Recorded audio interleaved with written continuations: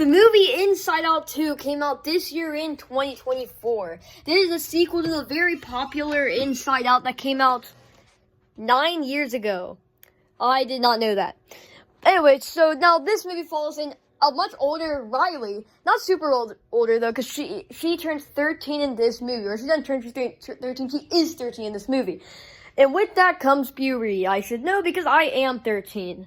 Anyway, so now this is a much of a different story from the first Inside Out. The first Inside Out followed her relationship with her parents. This movie more so follows their relationship with her friends, since in most people's teenage years, it will follow their friends more, honestly.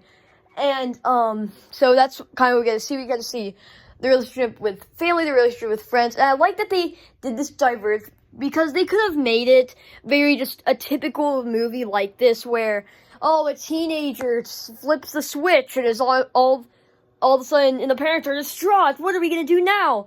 Rebuilding the relationship with their kid, all that crap, all that, typical crap that happens in every movie where there's a teenage kid who just is acting wrong because he's a teenager now and from his parents and all that crap, which it does happen early in the movie. But I think if the whole movie focused on that, it would just mess itself up. But so I'm glad it went to a different environment so it could play around with these other characters. I think it succeeds in that. Now, I do think that this movie maybe is a little bit better than the first one.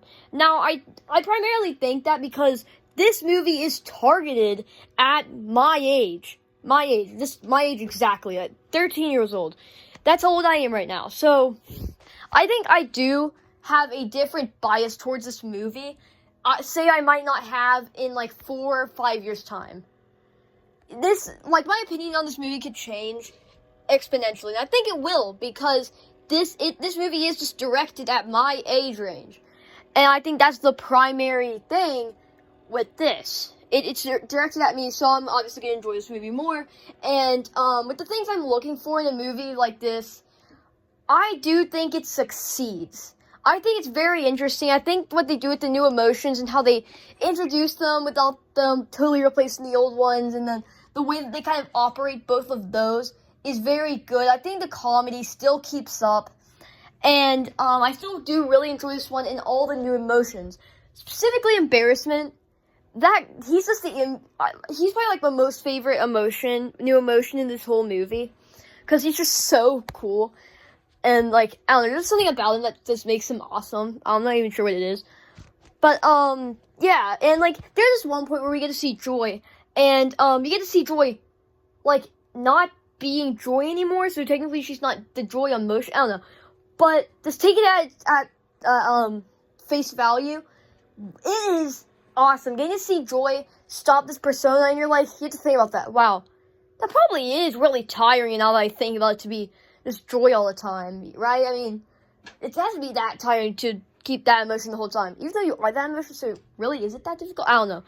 But I do like that they included that in the movie. I do think it works very well. I think this whole movie actually works very well.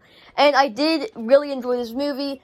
And it's really good. You should 100% go see it. Then again, it's already made $1.5 billion. I just hope Disney doesn't take the wrong lessons with this, because Disney happens to do that with some of their movies and some of their sequels and stuff like that.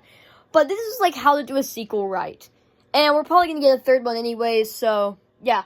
But yeah, guys, I really did enjoy this one. If y'all enjoyed this video or any of my other content, please subscribe. I'll see you in the next one. Goodbye.